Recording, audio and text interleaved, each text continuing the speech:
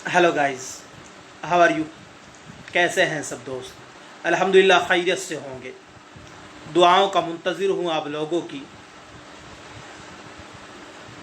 खैर, आप लोगों तक पहुँचने की कोशिश कर रहा हूँ, बेबाक बोलने की कोशिश करता हूँ और बेबाक बोलता हूँ अल्हम्दुलिल्लाह।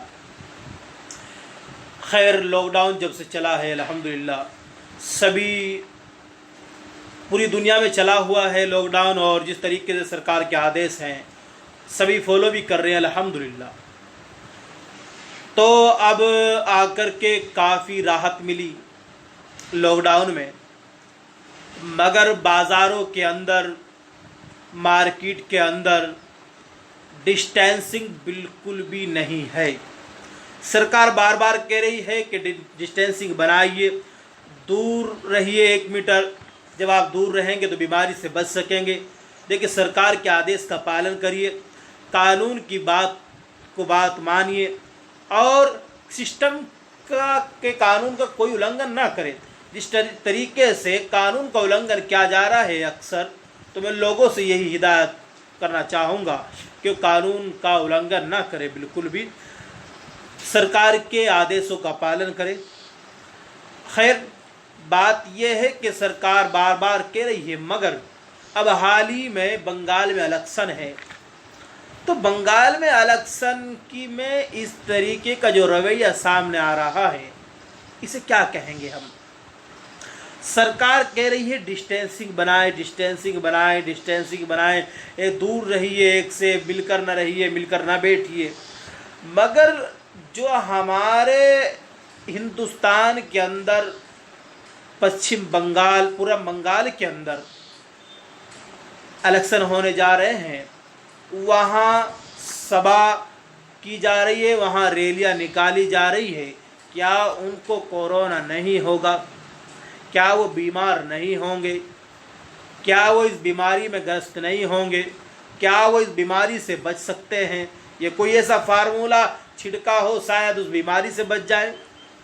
तो अगर ये बात है तो पूरे हिंदुस्तान को दवाई, आप मेडिसिन दें, ताकि हिंदुस्तान जो पहली जो आबो हवा थी, जो फ़िज़ा थी, अल्लाह से दुआ करता हूँ कि वही रौनक, वही शम्मा दोबारा फिर आ जाए। मेरे माननीय प्रधानमंत्री नरेंद्र मोदी और उत्तर प्रदेश योगी आदित्यनाथ जी मुख्यमंत्री से दरख्वास्त इतनी ही करना चाहता हूँ कि इस तरीके का अगर आप कानून का आप लोग ही उल्लंघन करेंगे तो जनता क्या करेगी?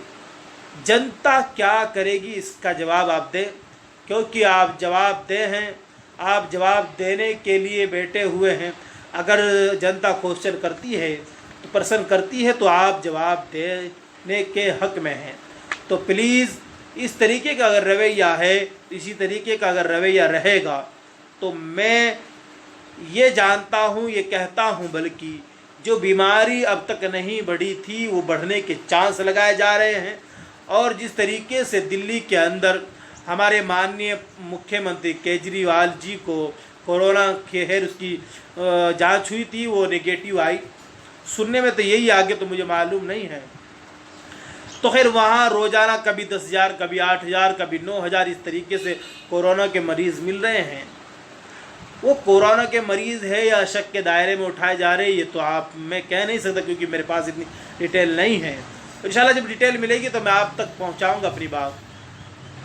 तो अगर इसी तरीके से रोज़ाना कोरोना बढ़ता रहेगा, तो बंगाल या बिहार, चाहे वो यूपी हो, चाहे वो महाराष्ट्र हो, मध्य प्रदेश हो, तेलंगाना हो, तो सभी में इसी तरीके से जो कोरोना के मरीज़ बढ़ते चले जाएंगे, तो सरकार क्या करेगी? क्या सरकार हाथ पे हाथ रखे बैठी रहेगी?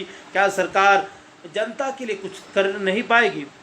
जब सरकार, हम लोगों ने एक एक वोट दे करके आप लोगों को कुर्सी पर बैठाया है जिस तरीके से, तो आप लोगों का ये फ़र्ज़ बनता है कि जनता की समस्याओं का निवारण करें, जनता की समस्या सुने।